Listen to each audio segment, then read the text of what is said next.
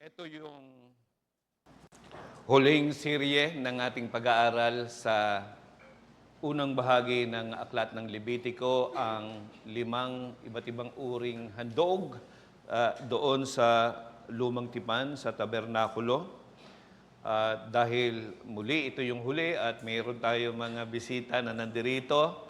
Kung hindi nyo nasubaybayan ang aming series ng pag-aaral dito sa Aklat ng Levitiko, nagpasimula ako sa mga mahalagang issues ng aklat na ito, ang tungkol sa pagsamba, sapagkat ito ang isa sa tema ng Aklat ng Levitiko, ang tungkol sa kabanalan ng Diyos, ang pangunahing tema ng Levitiko, at ang pinakamahalagang bahagi ng pagsamba, ang tupang walang dungis na siyang tunay na tumuturo sa ating Panginoong Hesukristo. At pagkatapos po ay sinimulan natin ang ating pag-aaral mismo ng Aklat ng Levitiko. Tinignan natin at ang mga iba't ibang uring mga handog. At sinabi natin, binigyan nating diin, ang lahat ng mga handog na yon ay tumuturo lamang sa katuparan ng nag-iisang handog ng ating Panginoong Hesukristo. At ipinakita ko sa inyong maliwanag kung bakit merong iba't ibang aspeto ng handog na natatagpuan natin sa Levitiko, sapagkat yung lawak ng kahulugan ng nag-iisang handog ng Panginoong Hesukristo ay hindi maipapaliwanag sa pamamagitan ng isang uri ng handog. Kaya itong iba't ibang uring handog na ito ay sum up doon sa nag-iisang handog ng ating Panginoong Hesukristo bilang katuparan.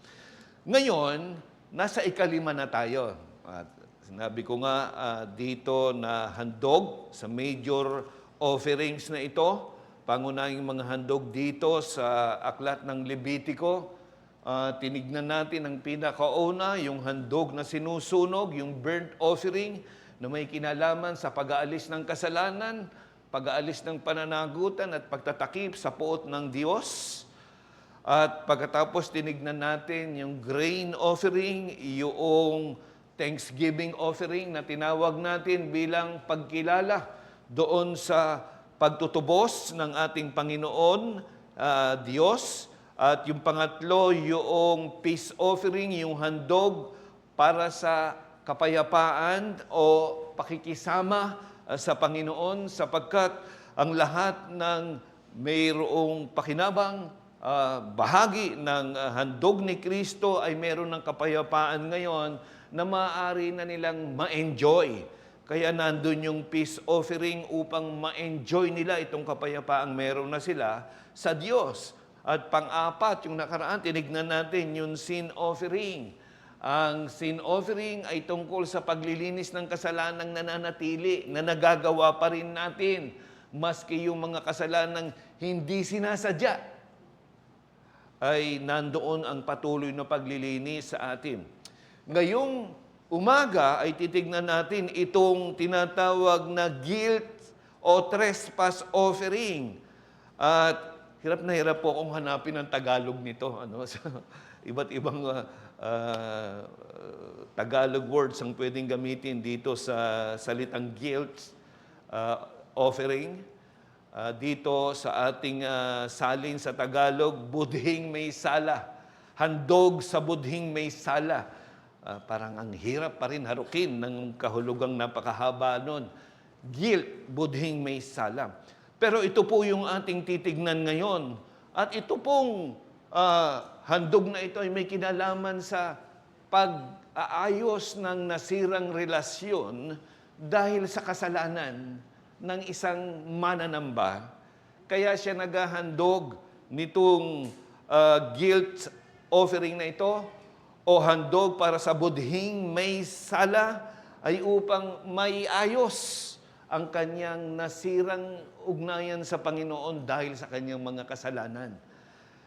At ating pong titignan kung bakit naiiba ito doon, anong kaibahan niya doon sa naunang 4 na handog na natatagpuan natin dito sa Levitiko, at titignan natin kung paanong tumuturo kay Kristo itong handog sa budhing may sala.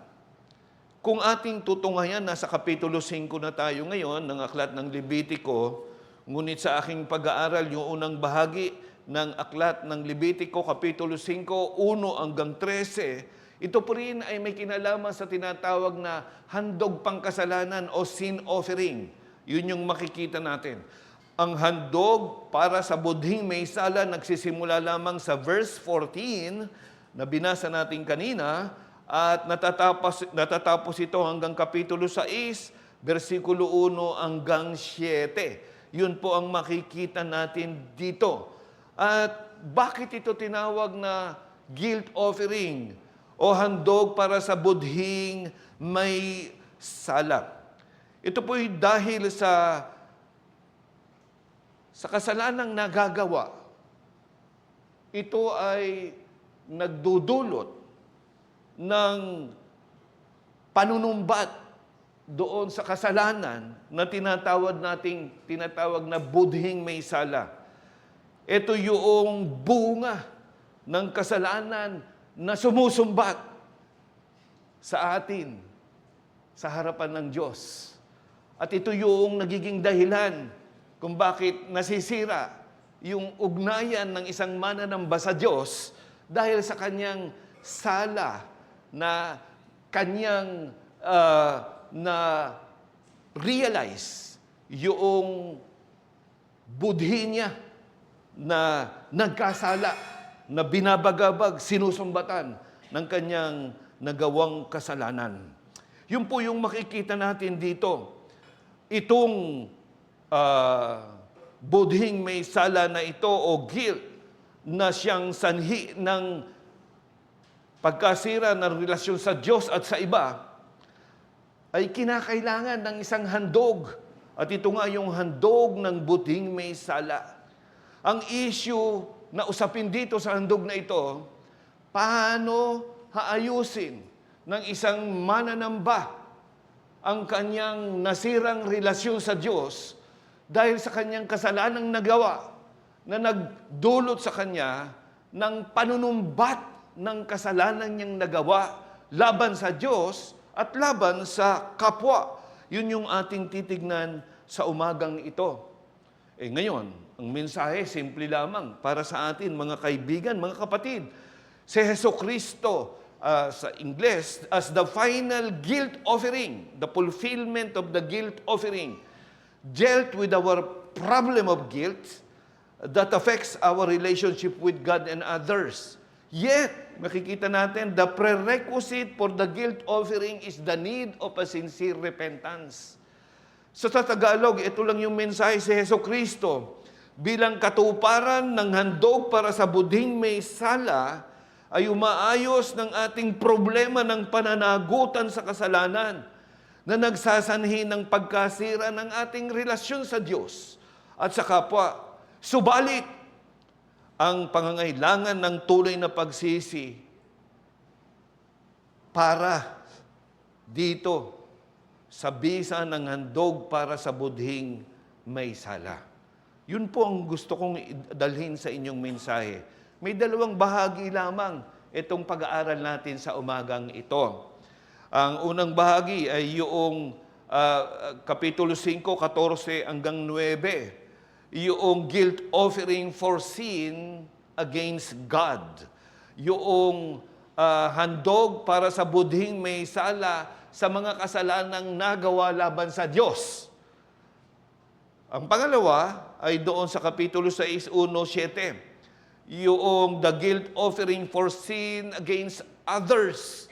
Ito yung handog para sa budhing may sala na mga kasalanan na nagawa sa kapwa o sa iba. Yun po ang titignan natin. Kanya, kung susuriin natin mabuti rito, yung handog, yung guilt offering, yung handog para sa budhing may sala ay may dalawang dimensyon. Ito yung tinatawag na vertical dimension at yung horizontal dimension. Ang ating budhi na sinusumbatan ng kasalanan ay nakakaapekto ito sa ating relasyon sa Diyos at sa ating kapwa. At yun po ang pinapakita sa atin dito. Kaya mga kapatid, una, tunghayan natin yung yung handog para sa budhing may sala sa mga kasalanan na nagagawa natin laban sa Diyos. Basahin ko sa inyo ang Kapitulo 5, 14 hanggang 19. Ito pong sinasabi, kung may Biblia kayo, buksan ninyo. At tayo sabay-sabay na babasa dito sa inyong mga upuan. Tahimik na babasa abang binabasa ko to. Versikulo 1. At nagsalita ang Panginoon kay Moises na sinasabi, kung ang sinuman ay nakagawa ng pagsira sa pagtitiwala at nagkasala ng hindi sinasadya sa mga banal na bagay ng Panginoon, magdadala siya sa Panginoon ng handog para sa budhing may sala ng isang tupang lalaki na walang kapintasan mula sa kawan, na ayon sa halagang itinakda ng sangtuaryo para sa siklong pilak. Ito ang handog para sa budhing may sala. At isasauli niya ang kanyang ipinagkasala laban sa banal na bagay at magdaragdag pa siya ng ikalimang bahagi at ibibigay niya sa pari. Ang pari ay gagawa ng pantubos para sa nagkasala sa pamamagitan ng lalaking tupang handog para sa budhing may sala, at siya ay patatawarin. At kung ang isang tao ay magkasala at gumawa ng alinman sa mga bagay na iniutos ng Panginoon na huwag gawin, kahit hindi niya nalalaman, siya ay nagkasala at mananagod sa kanyang kasamaan. Kaya't siya'y magdadala sa pari ng isang tupang lalaki na walang kapintasan mula sa kawan, ayon sa halagang itinakda mo bilang handog para sa budhing may sala.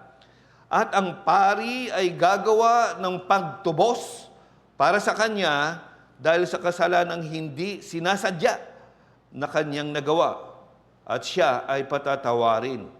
Ito ay handog para sa budhing may sala, siya'y nagkasala sa Panginoon. Manalangin tayo.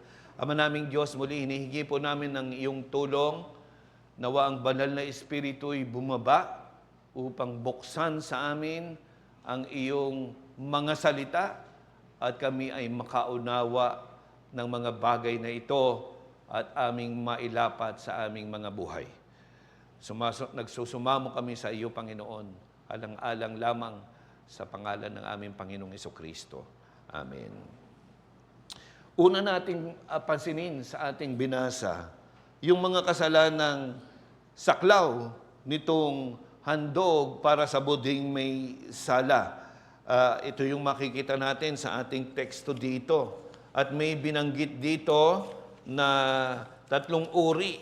Yung una, yung tinatawag na nakagawa ng pagsira sa pagtitiwala, unfaithfulness. Hindi binanggit anong uri ng kasalanan ito. Makikita natin, maring ito ay nagkasala at hindi siya tumupad ng kanyang pangako sa Panginoon.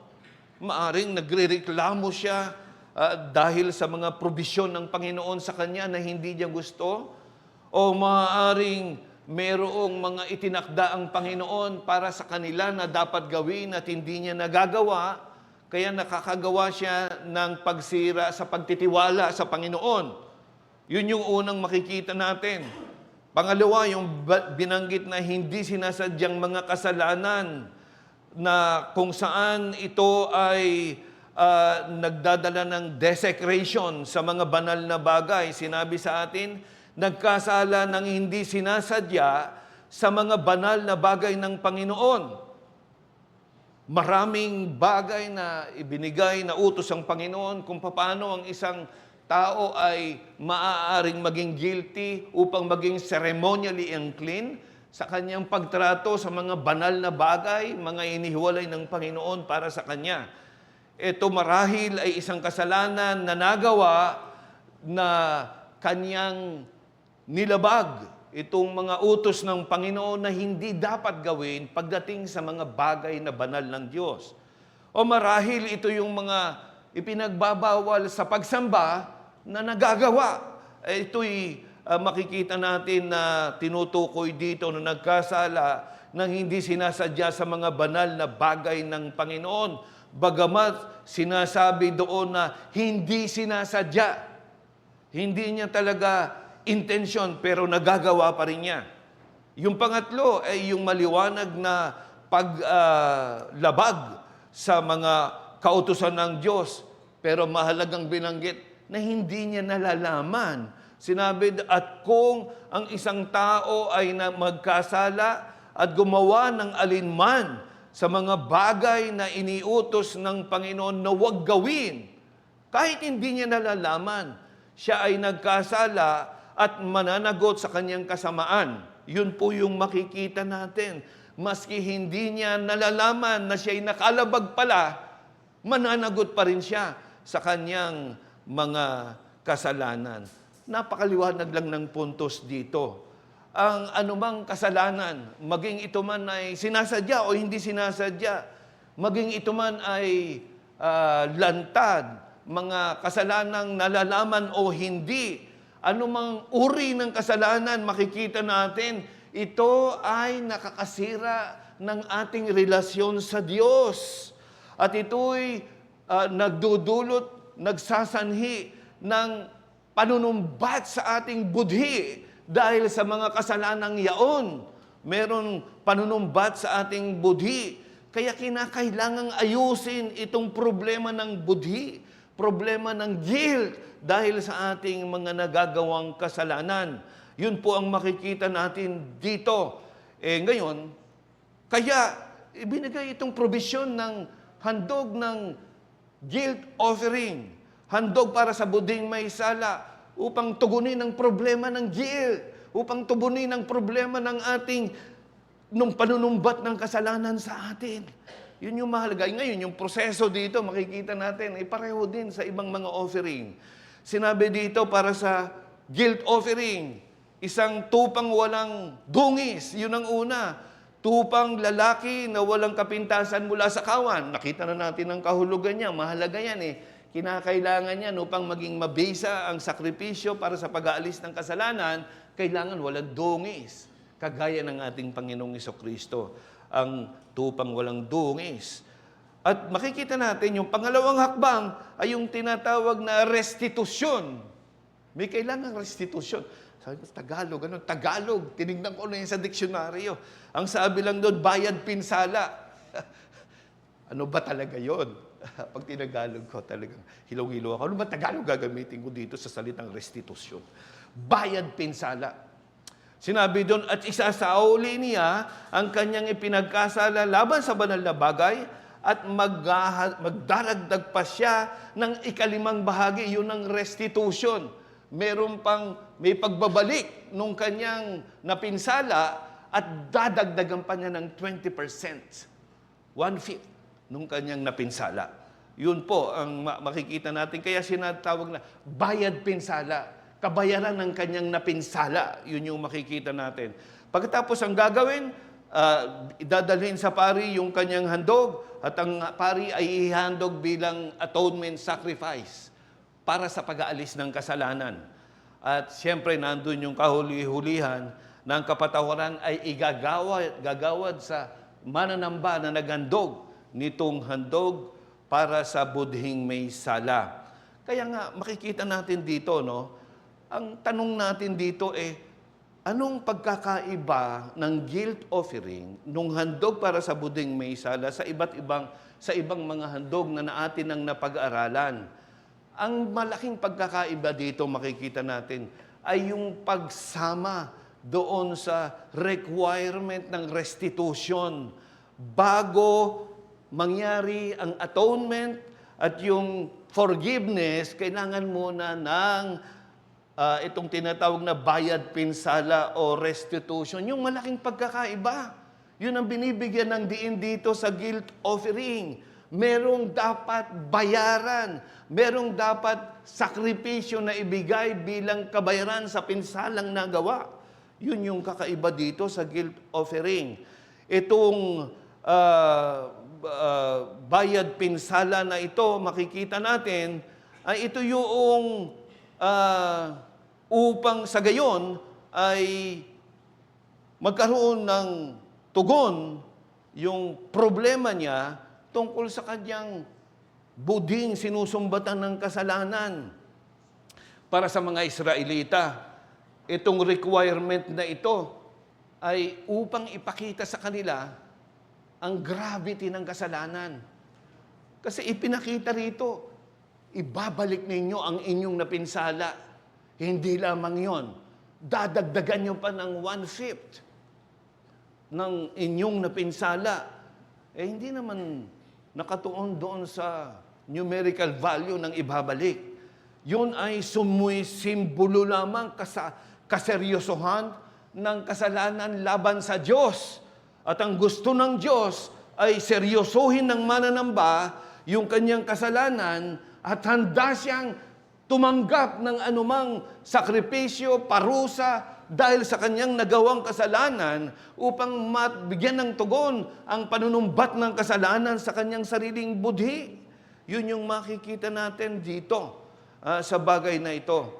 Ay kaya nga sinasabi dito, yung karagdagang 5 bahagi dito, on top and above, doon sa dapat niyang bayarang pinsala, ipinakikita lang talaga yung gravity ng kasalanan dito, mga kapatid. Itong handog na ito, gusto lamang ipabatid sa bawat isipan ng mananamba, ang iyong kasalanan ay mabigat sa harapan ko. Kailangan mong pagbayaran ito. Yun ang mensahe ng guilt offering na maliwanag. Ang restitution o bayad pinsala, inihahayag nito ang dapat na senseridad ng nagkasala na ayusin ang kanyang nasirang ugnayan sa Diyos dahil sa kanyang kasalanang nagawa. Kaya merong handog na ibinigay ang Panginoon na ito. At ito'y bumubuo sa isang tunay na pagsisisi. Yung restitution, yung bayad pinsala, ito yung bumubuo ng tinatawag nating tunay na pagsisisi.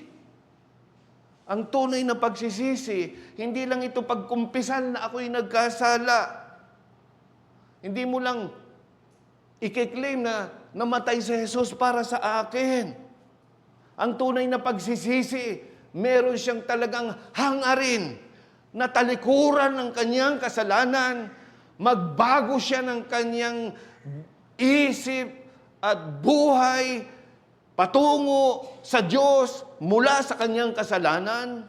Handa siyang pagbayaran anumang halaga yung naging sanhi ng kanyang pagkakasala. Ipinakikita sa atin ang tunay na pagsisisi.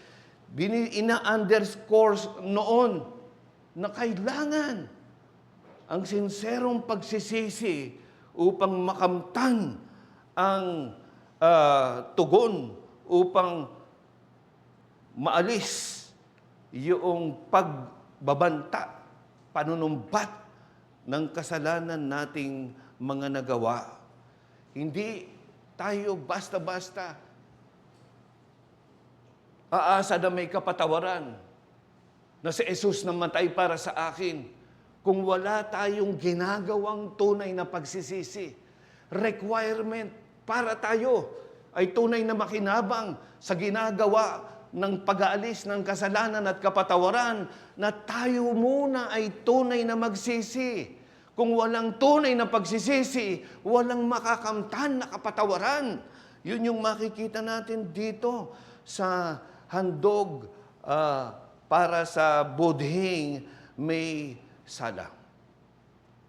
Ang pagtutubos ng Diyos, ang kapatawaran niya, hindi ito isang mumurahing bagay. Hindi mo ito pwedeng basta angkinin lang. May kaakibat ito na isang tungkulin, accountability, responsibilidad sa ating Panginoon. Dahil sa ating mga nagagawang kasalanan na nagdudulot ng panunumbat sa ating mga budhi. Yun yung makikita natin. Mahalaga yung willingness to accept whatever penalty doon sa kasalanan nating nagawa. In summary, ito yung guilt offering dito sa Levitico. Ini-structure siya ng Panginoon dito para sa pag-aayos ng nasirang relasyon ng mananamba sa Diyos dahil sa kanyang kasalanang nagawa at nagagawa na nanunumbat sa kanyang budhi dahil sa kanyang nagawang kasalanan. Hindi katulad ang pagkakaiba nito doon sa handog pangkasalanan, sa sin offering. Nakatuon siya doon sa paglilinis ng ating mga nananatiling kasalanan. Dito sa guilt offering, concern siya para i-restore yung ating nasirang kasalanan dahil sa ating mga nagawa na nagdudulot ng panunumbat sa ating mga budhi. Yun ang makikita natin dito. So yun ang handog para sa budhing may sala, mga kapatid. At gusto kong pagbulay-bulayan nating mabuti ang katotohanan sa bagay na ito. Una, gusto kong isipin ninyo ngayon, sa lumang tipan, meron silang handog para sa budhing may sala, yung sakripisyong walang dungis. Mga kapatid, sinong handog natin para sa budhing may sala? Ang ating Panginoong Hesukristo. Siya yung katuparan nito. Siya yung tumindig na may sala para sa atin. Siya ang sumagot ng lahat ng ating pananagutan sa batas ng Diyos. Siya ang humarap lahat ng hatol para sa atin. Siya sa kanyang ginawang kamatayan sa cross upang tayo ay may ayos sa ating relasyon sa Diyos. Si Jesus ang ating guilt offering.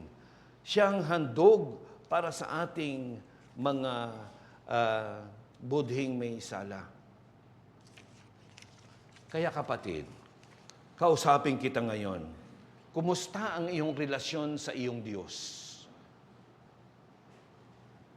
Hindi ka ba binabagabag ng mga kasalanan mo ngayon? Maging ito man ay mga kasalanang sinasadya mo o di mo sinasadya. Maging kasalanan man ito na hindi mo alam, pero later on, nalaman mo, labag pala to sa utos ng Diyos at ang iyong budhi ay sinusumbatan ng iyong kasalanan. Ano ang nararapat mong gawin ngayon? Kapatid ko, andito yung restitution. Nandito dapat yung iyong sincere repentance. Pagsisising aakuin mo ang ginawa mong kasalanan sa harapan ng Diyos at handang tanggapin ang lahat man ng parusa dahil sa iyong kasalanan. Hindi ka magdadahilan sa Diyos. Hindi ka makikipag-bargain. Hindi ka makikipag-justify. Ilalantad mo sa Panginoon ang iyong kasalanan. Tatanggapin lahat ng kabayaran ng iyong mga kasalanan. Yun ang kailangan sa iyo. Sinusumbatan ka ba ng iyong mga kasalanan ngayon? Ang iyong bang relasyon sa Diyos, nakikita mo, nagdurusa dahil sa mga kasalanan mong nagawa. Ang iyong budhi na may sala ay patuloy nanunumbat sa iyo. Hindi ka makapamuhay sa harapan ng Panginoon ng masaya, matiwasay. Dahil sa iyong mga kasalanan. Matuto ka, kapatid ko, ngayon sa dalangin ni David. Sinabi niya nang siya ay nagkasala kay Bathsheba at hindi niya ginawa niya yon deliberately. Wala siyang pag-iisip na sa kasalanan niyang gagawin. At maraming taon ang lumipas na hindi niya pinansin ang kanyang matinding kasalanan na ginawa. Hanggang dumating si propeteng Nathan at sinabi sa kanya, ikaw ang taong may sala. At mula doon, nalaman ngayon ni David ang laki niyang kasalanan. At nagsimula ang panunumbat ng kanyang kasalanan sa kanyang budhi. Hanggang siya ay tunay na ibinagsak ng Panginoon sa kasalanan niyaon. At idinalangin niya ang kapatawaran ng Panginoon dahil sa kasalanang nalantad sa Kanya na nagdala ng panunumbat sa Kanyang sariling budhi. At ito po yung Kanyang panalangin sa awit 51. Maawa ka sa akin, O Diyos, ayon sa iyong tapat na pag-ibig, ayon sa iyong saganang kaawaan, ay pawiin mo ang aking mga paglabag. Hugasan mo akong lubos sa aking kasamaan at linisin mo ako sa aking kasalanan. Ibalik mo sa akin ang kagalakan ng aking kaligtasan. Bagabag na bagabag si David dahil sa kanyang kasalanan. Hindi niya ma-enjoy yung kanyang malapit na relasyon sa Diyos. Kaya ang kanyang pagmamakaawa, patawarin siya sa kanyang salang nagawa. Dapat ganyan ang iyong maging puso.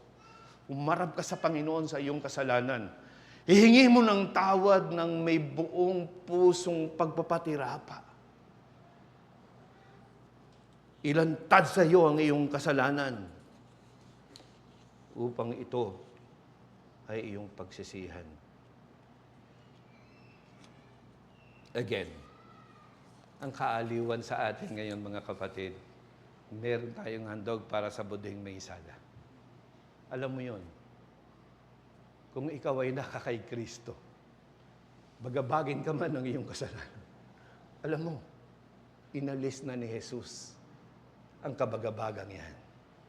Sinabi sa Roma 8:1, there is now no more condemnation for those who are in Christ Jesus. Pero hindi natatapos doon. Kailangan mong gawin ang iyong parte.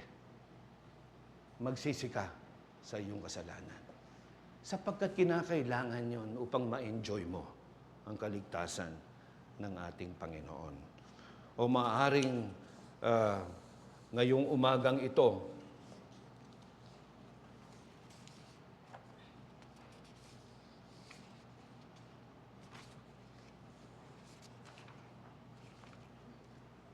haring nakaupo ka dyan, wala naman bumabagabag sa aking kasalanan eh. Malinis ang konsensya ko. Di ba? Siguro ganyan ka ngayon mag-isip. Wala naman akong pananagutan eh. Ganyan ka mag-isip ngayon marahil, Yun ang iniisip mo ngayon. Libre ka. Di mo nararamdaman yung guilt ng iyong mga kasalanan.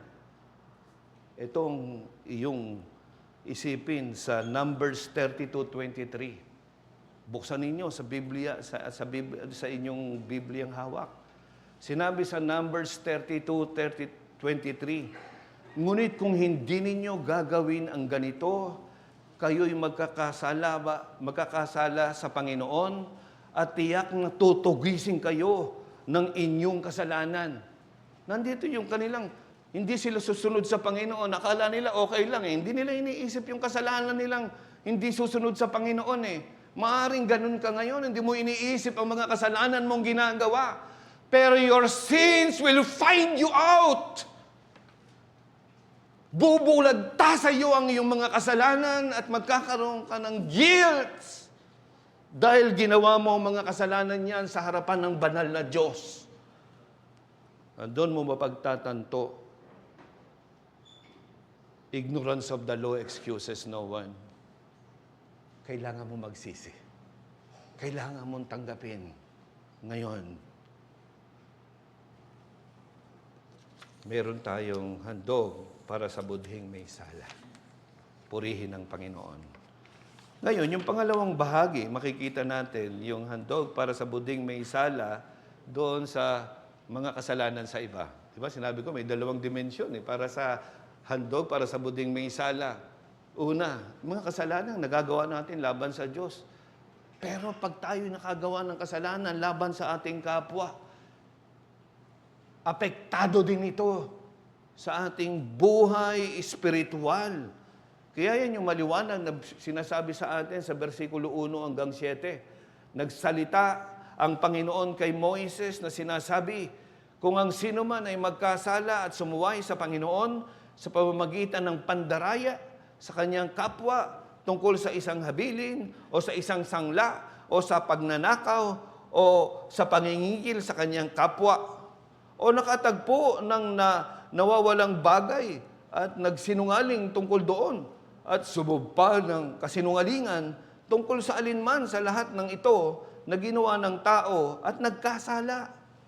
Kapag siya'y nagkasala at naunawaan na niya ang kanyang kasalanan, isasauli niya ang ninakaw o ang nakuha sa pangingikil o ang habiling inihabilin sa kanya o ang bagay na nawala sa kanya sa kanyang natagpuan o lahat ng bagay na kanyang sinumpaan ng kabulaanan.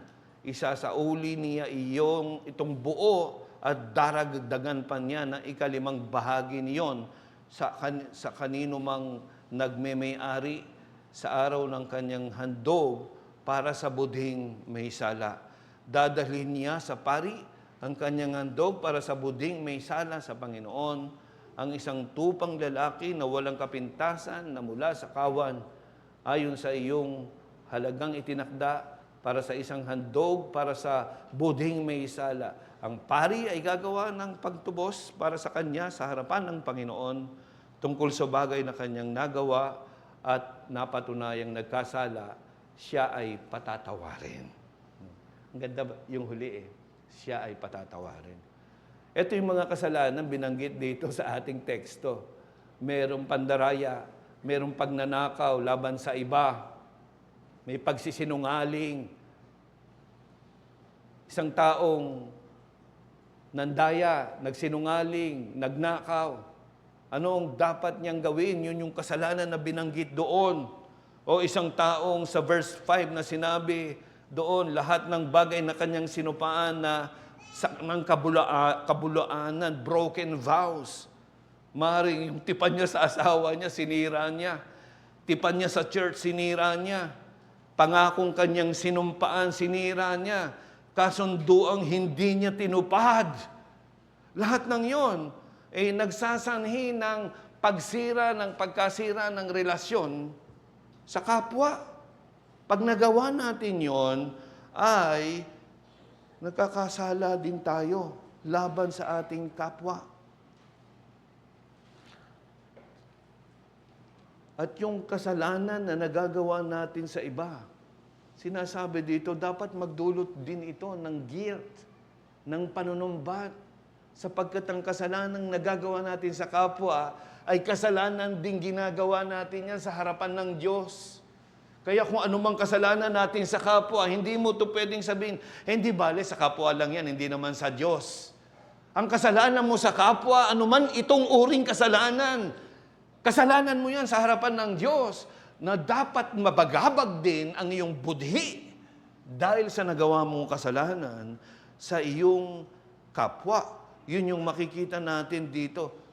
Kaya nga, naalala natin muli si David, yung kasalanan niya kay Bathsheba.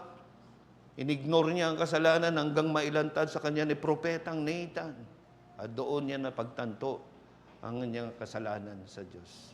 Sa pasimula, baliwala, hindi niya iniisip. Ngunit nung nalantad ang kasalanan niya, binagabag siya ng kanyang budhi. Yung proseso pareho din Sinabi dito sa atin, magandog ka para sa handog, para sa budhing may sala. Kung ikaw ay nagkaroon ng kasalanan sa iyong kapwa, anumang uri na iyon, isang handog na walang dungis,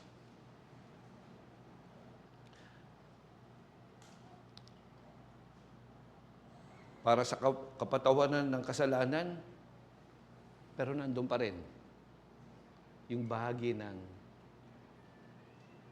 bayad pinsala, restitution, yung makikita natin dito. Required din yon para sa nasirang relasyon dahil sa ating mga nagawa. Pinakikita na kung mabigat sa harapan ng Diyos ang iyong kasalanan, mabigat din yung kasalanan mo sa kapwa mo na dapat mo ring ayusin ang iyong nagawang kasalanan na yon. Kung paano sa harapan ng Diyos, dapat ka magpakita ng tunay na pagsisisi sa iyong nagawang kasalanan upang ikay kanyang patawarin. Gayon din ang gawin mo sa iyong kapwa. Ipakita mo rin na ikaw ay nagsisisi sa nagawa mo sa Kanya. Pakita mo rin na handa kang pagbayaran anuman ang magiging kabayaran ng iyong kasalanan laban sa Kanya. Yun ang binibigyan ng diin. Ibalik mo lahat ng iyong pininsala. Dagdagan mo pa ito ng 20%. Hindi mahalaga yung value. Yung sinisimbolo yung mahalaga. Mabigat ang kasalanan sa laban sa ating mga kapwa. Isipin nating mabuti ito. Ang relasyon natin sa kapwa ay may kinalaman ito sa ating relasyon sa Diyos. Hindi natin pwedeng baliwalain yon. Hindi mo pwedeng sabihin, okay ang relasyon ko sa Panginoon, samantalang hindi naman okay ang relasyon mo sa iyong kapwa. Ayusin mo muna yung relasyon mo sa iyong kapwa. Ano man ang nagawa mo, gawin mo ang gawaing restitusyon, bayad pinsala. Ayusin mo ang nasirang relasyon upang ang maging relasyon mo sa Diyos ay maging okay. Hindi mo pwedeng asahan na okay ang relasyon ko sa Diyos, samantalang ang relasyon ko sa kapwa, hindi. Hindi ba? Yan ang prinsipyong itinuro ng Panginoon doon sa Mateo, Kapitulo 5 at 23. Sinabi doon sa atin, 24, kaya't kung hahandog ka ng iyong kaloob sa dambana at doon ay naalala mo na ang iyong kapatid ay merong anumang laban sa iyo, binabaliwala mo kasi eh. Kala mo okay lang, diba? Lalapit naman ako sa Panginoon. Meron ka palang nagawa laban sa iyong kapatid. Ngayon, nalaman mo, lalapit ako sa Panginoon, meron pala akong kasalanan laban sa aking kapatid. Ano sinabi sa atin? Iwan mo roon sa harap ng dambana ang kaloob mo at tumayo ka, makipagkasundo ka muna sa iyong kapatid at saka ka magbalik at maghandog ng iyong kaloob. Paano tatanggapin ng Diyos ang iyong pagsamba? Kung hindi mo inaayos ang mga problema mo sa iba, sa kapwa mo na nagawan mo ng kasalanan, kailangan mo isipin, ayusin muna ang mga bagay na yon. Napakaganda ng halimbawa ni Sakeo. Doon sa binasa natin, sa Sakeo at sa Lucas 19, di ba, 1 hanggang 10. Si Sakeo, ang pangit ng salita, isang pandak na tao. Dahil pandak siya, hindi niya makita, darating si Jesus na balitaan niya, umakit siya sa Sycamore para makita niya. Tinawag siya ni Jesus mula doon sa puno ng Sycamore. Sakeo, halika, bumaba ka, papasok ko sa bahay mo. Nagulat yung, teka muna, bakit isang makasalanan niyo, maniningil ng buwis, yung dami ng dinaya nun sa paniningil ng buwis. Ano sinabi niya? Natuwa si Sakeo. At bilang taus-pusong pagsisisi, ibibigay ko ang kalahati ng aking kayamanan sa mahirap. Hindi lang yon. Kung meron man akong naperwisyo, napinsala sa aking mga ginawang kasalanan, ibabalik ko sa kanila ng doble. Yun ang restitution. Yun ang tunay na pagsisisi. Handang harapin ang lahat ng pwede niyang ibigay upang maiayos ang kanyang relasyon. Matuto tayo dyan. Sipin ninyo, sa panahon natin ngayon, mga kapatid, yung mga political leaders natin, kaliwat kanan at gitna, walang ligtas, lahat may kasong graft and corruption. Siyempre, may tatanggap ba doon? Wala eh. Wala naman na parusahan pa talagang mga kumulimbat ng ating mga flood control projects na bilyon ng halaga. Nasa na kaya lahat yun? Alam niyo kung ang mga political leaders natin matututo lang dito na magsisisi sila ng tunay. Kung tunay silang magsisisi, ibabalik nila lahat ng kanilang nakulimbat. Papatungan pa nila doon sa pinsala nilang nagawa dahil sa kanilang mga kinulimbat. Hindi natin naasahan yan sa mga politiko natin eh. Wala namang politikong gumawa niyan. Puro pakitang tao lamang ang ating mga politiko, hindi nila tunay na gagawin yan. Pero pag ang isang Kristiyano ginagawa yan, mag-isip ka na. Hindi dapat ginagawa ng Kristiyano yan. Ang Kristiyano, pag tunay siyang nagsisi, handa siyang harapin ang kabayaran ng kanyang mga nagawang kasalanan. Mga kapatid, muli bilang paalala sa atin, si Jesus ang katuparan ng handog para sa budhing may sala.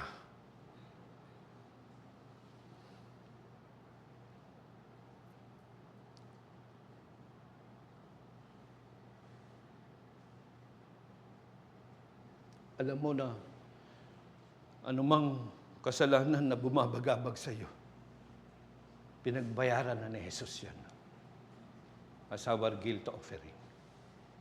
Alam mo, nawala ka na sa ilalim ng hatol at sumpa ng Diyos. Hindi na babagsak sa iyo ang kanyang puot dahil naibuhos na yan sa ating Panginoong Hesukristo. Mapuno ka ng pagpapasalamat ngayon, kapatid ko.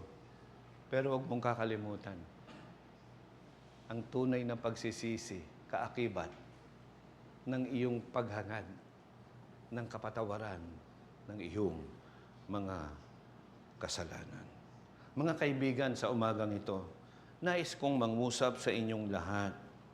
Nandito ang handog para sa budhing may sala sa Tagalog, guilt offering.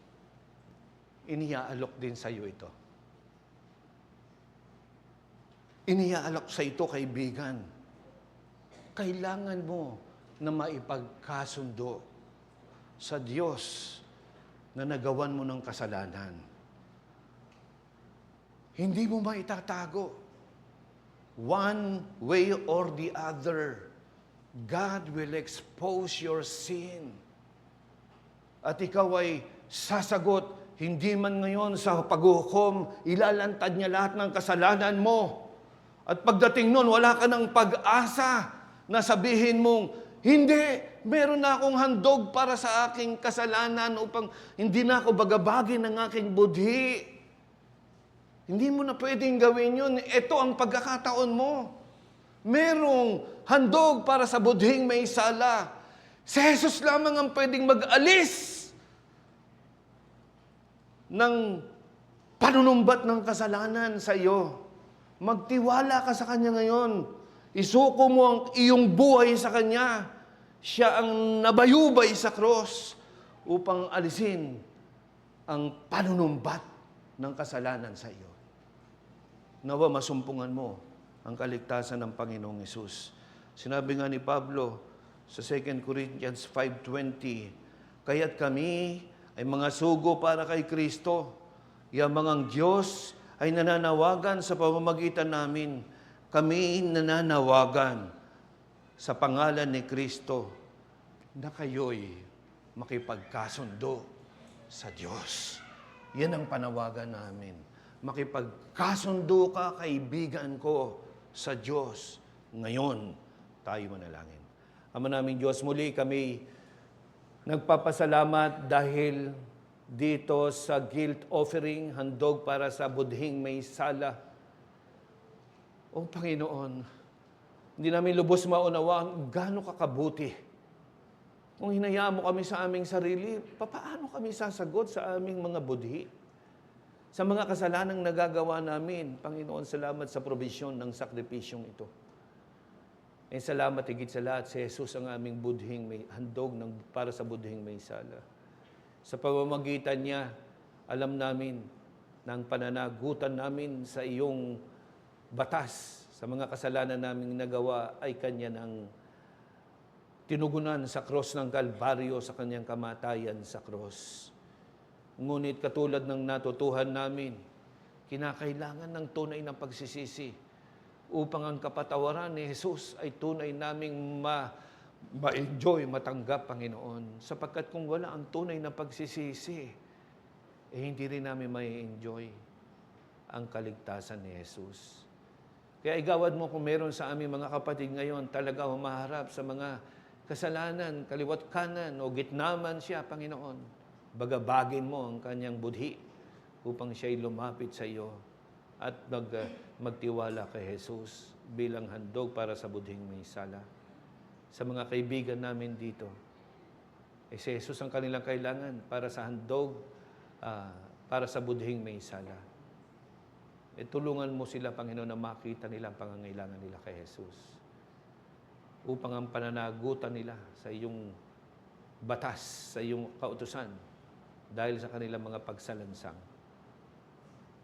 mabigyan ng tugon sa ginawa ni Jesus doon sa cross ng Kalbaryo. Magligtas ka sa aming kalagitnaan ngayon, sapagkat ito po'y dalangin namin sa ngalan ni Jesus. Amen.